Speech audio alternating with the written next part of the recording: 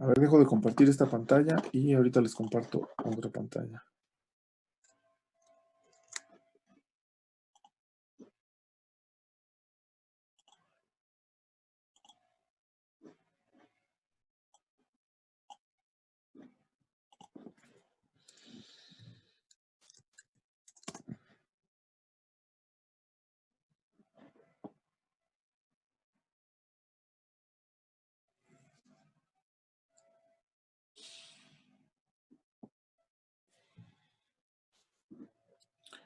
A ver, les comparto esta pantalla.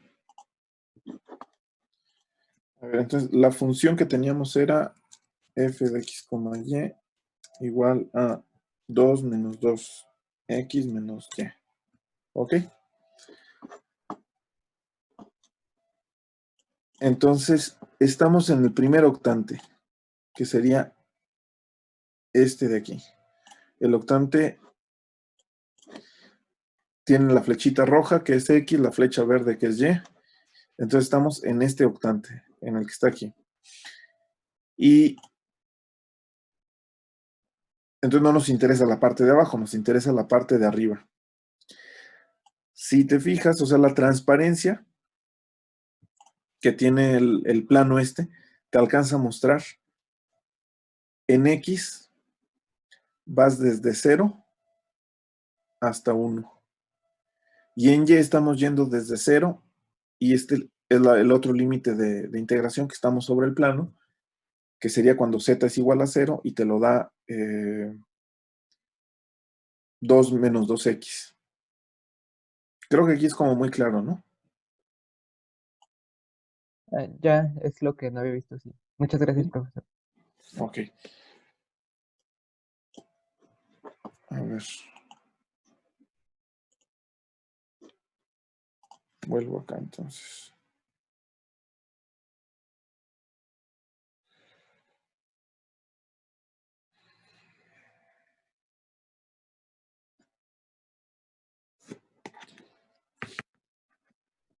Ok. Bueno, entonces sobre esto de superficies, esa sería como calculamos una integral de superficie. Ya vimos integrales de curva, ahora vimos integrales de superficie. Y otra de las cuestiones importantes cuando calculamos integrales de superficies es, o bueno, que nos pueden ayudar es ver cómo podemos parametrizar una superficie. Ya vimos en la primera unidad, me parece que fue, o en la segunda, cómo parametrizar curvas. Y ahora vamos a ver de manera muy general cómo podemos parametrizar superficies.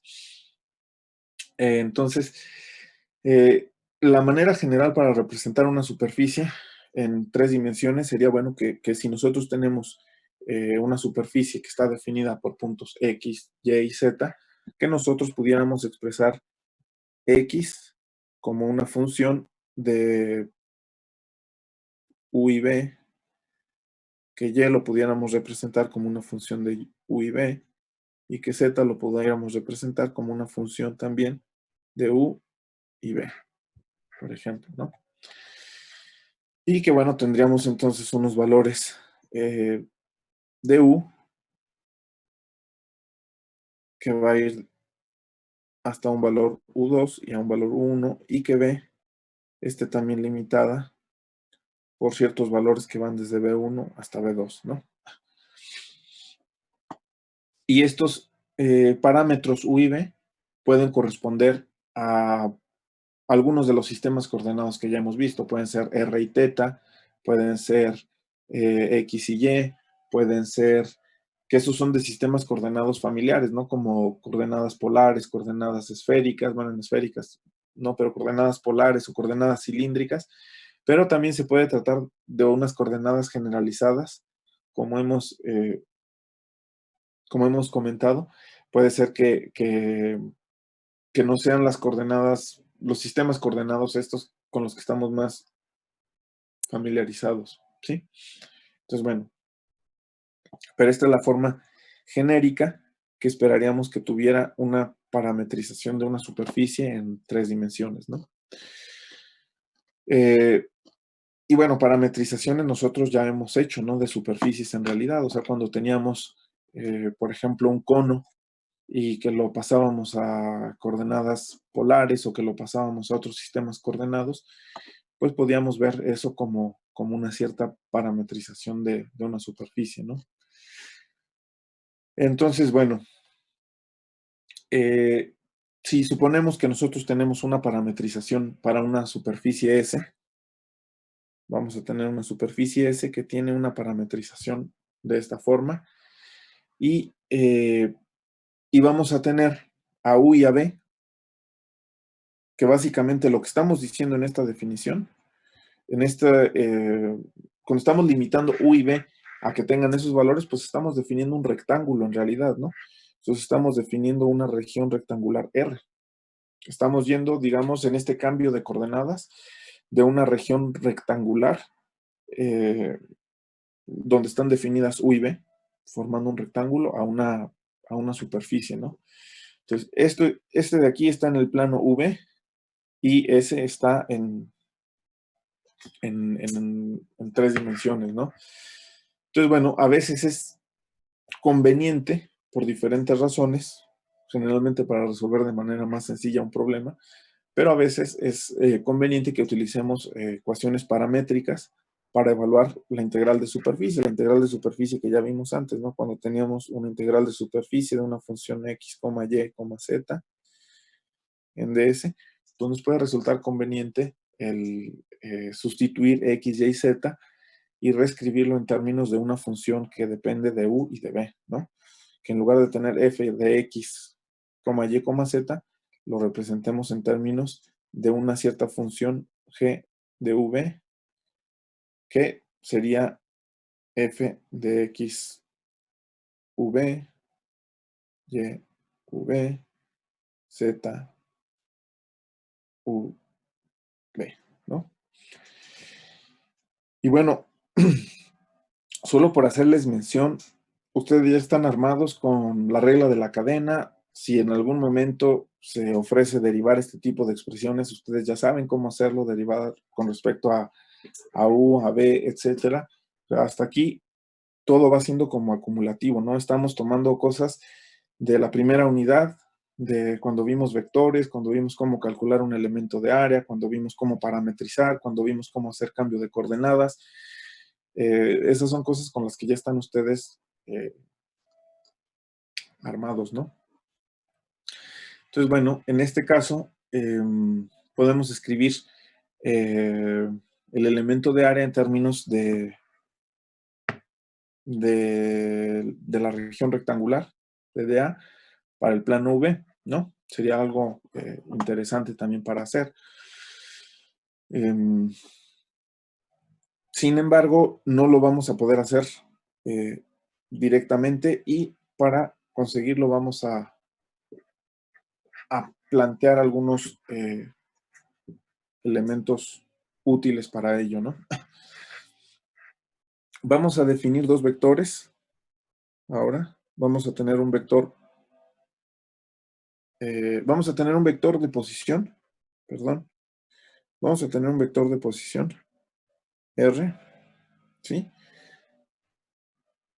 dv.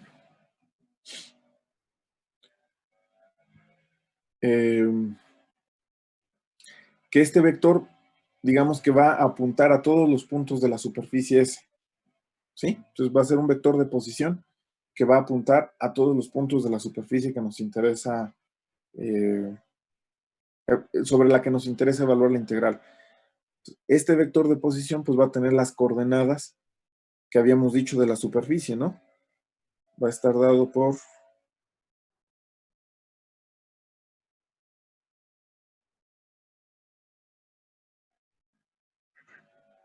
esta expresión y vamos a tener nosotros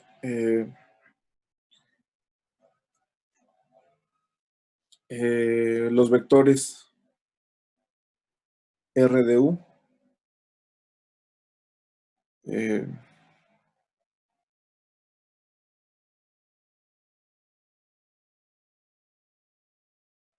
que va a ser por abreviar notación voy a poner solamente las derivadas, ¿no? Así, y de u y z de u. Las derivadas parciales y vamos a tener un vector r de b, que va a ser xb, db y z de b.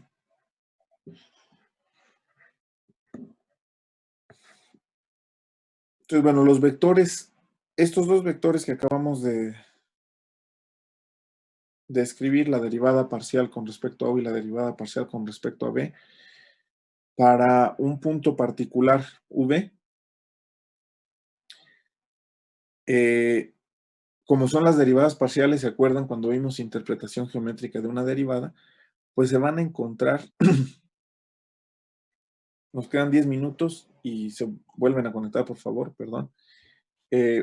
Cuando vimos interpretación geométrica, esto nos lleva a pensar que estos dos vectores, estas derivadas parciales, se van a encontrar en el plano tangente a ese, ¿no? Nosotros recordemos que este vector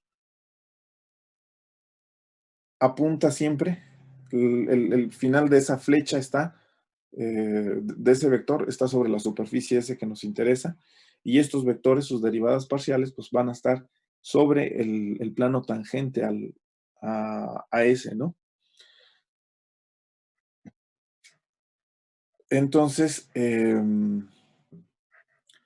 bueno, a menos que los vectores sean paralelos, pero bueno, el vector normal va a estar dado entonces por el producto cruz de la derivada parcial de R y la derivada parcial de B, que va a ser un vector normal a la superficie porque acabamos de decir que estos dos vectores están en el plano tangente a la superficie, ¿no?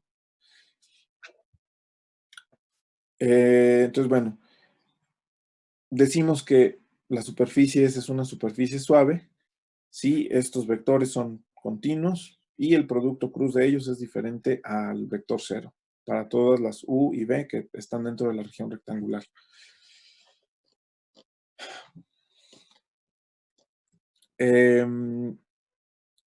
Entonces, bueno, si nosotros hacemos una serie de derivaciones similares a las que hicimos antes, y esto lo voy a dejar no como ejercicio, porque este ejercicio ya estuvo, ya lo hicimos en algunas de las sesiones, pero podemos llegar a que el elemento superficial de ese, y esto lo pueden revisar en uno de los ejercicios que hicimos, va a estar dado. Si se acuerdan, el ejercicio era que cuando tenían una superficie que se podía expresar paramétricamente como esta R, llegábamos a que bueno, era algo así por el estilo. Era una demostración, si no me equivoco. Sí, es el tema de áreas de superficies. Exactamente, gracias, Bruno. Entonces, bueno, revisen el procedimiento que teníamos ahí y llegamos a que el elemento del área superficial se puede escribir de esta manera en términos del elemento de área, de X, de Y. Entonces, bueno, me salto un poco, llego ahí y revisen ese tema, ¿no? Entonces, bueno, esto es para cuando expresamos una superficie de forma paramétrica. Y me parece que hay un ejercicio también en los que puse ayer para que practiquen este concepto. Entonces, bueno, una forma en la que podemos utilizar estas integrales de superficie es para calcular el área, por ejemplo, de una superficie. De aquí podríamos ver que la integral de superficie, cuando nuestro integrando es igual a 1, pues es directamente el área superficial, ¿no?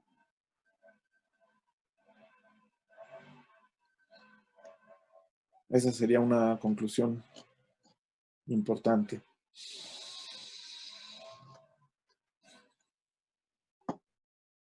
¿Qué más?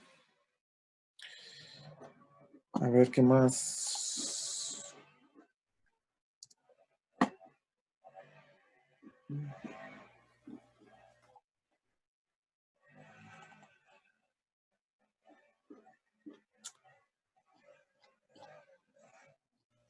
Pues lo de si una superficie es orientable o no. Ah, claro, claro, claro. Gracias. Gracias, Bruno. Bueno, algunos conceptos sobre superficies y que va a haber algunos ejercicios que les van a permitir como asentar eso un poco. Eh, bueno, algunos conceptos importantes es lo que decía ahorita Bruno, el de la orientabilidad de una superficie. Nosotros decimos que una superficie es orientable o que tiene dos lados, si es posible, y muchos de estos conceptos a lo mejor nos suenen como irrelevantes quizás, y como que bueno, y a mí, o sea, ¿para qué nos sirve saber si una superficie tiene dos lados? O nos suenen demasiado obvios pensar de que, hombre, pues claro que esta hoja tiene dos lados, no es algo como que tengamos que definir matemáticamente. Sin embargo, hacer estas definiciones matemáticas, van a ver ustedes que en una serie de aplicaciones nos permiten obtener información valiosa de no solo de superficie, sino más adelante que lo apliquemos a otros contextos de flujos y de otras cosas que serán relevantes para ustedes. Entonces, bueno, nuevamente decimos que una superficie es orientable o tiene dos lados, si es posible que definamos un vector normal en cada punto que no se encuentre en el límite de la superficie, y si n, el vector unitario n, normal unitario n, es continuo para toda la función. Un caso donde no tenemos eso es una superficie orientable. Superficie orientable, S, es orientable o tiene dos lados.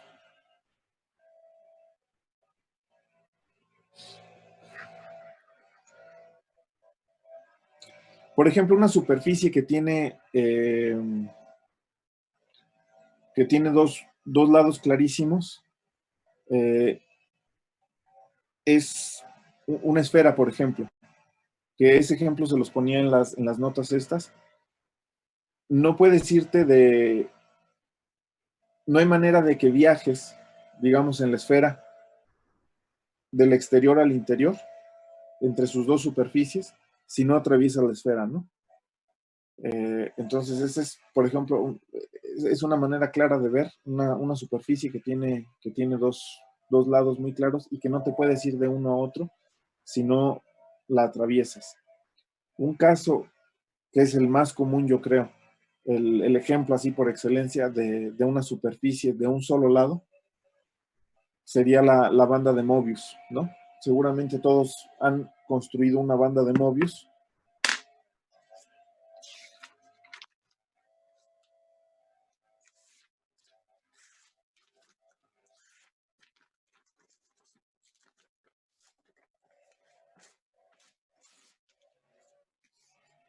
Bueno, si ustedes tienen una tira de papel así, no pueden ir de un lado al otro si no la atraviesan, ¿no? Porque en los bordes no pueden tener la condición esta de que el vector normal sea continuo, pues si llegan al borde hay una discontinuidad en la función del vector normal. Sin embargo, si torcemos esta banda y la tenemos de esta manera, se puede dibujar una línea continua a lo largo de toda la banda, ¿no? Entonces es una banda de un solo lado, donde la función del vector normal puede ser una función continua a lo largo de toda la banda. Creo que con estos dos ejemplos queda como muy claro esa definición de S como una superficie orientable de dos lados o una superficie de un solo lado y que no es orientable, ¿sí? Creo que eso aclara bastante el concepto, ¿no? de orientabilidad. Entonces, como les decía, una de las razones por las que es importante esto, más allá la mera curiosidad de encontrar una banda de Mobius o de encontrar una superficie que sea orientable o no orientable, es para calcular el flujo de un campo vectorial. Y con esa noción en mente,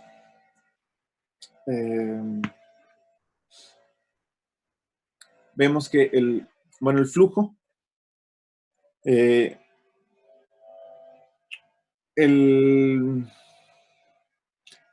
flujo mide la razón neta a fluir de un fluido sobre una superficie. Entonces, si ustedes tienen una superficie y tienen un fluido, el flujo va a medir cuál es como la tendencia a fluir de ese fluido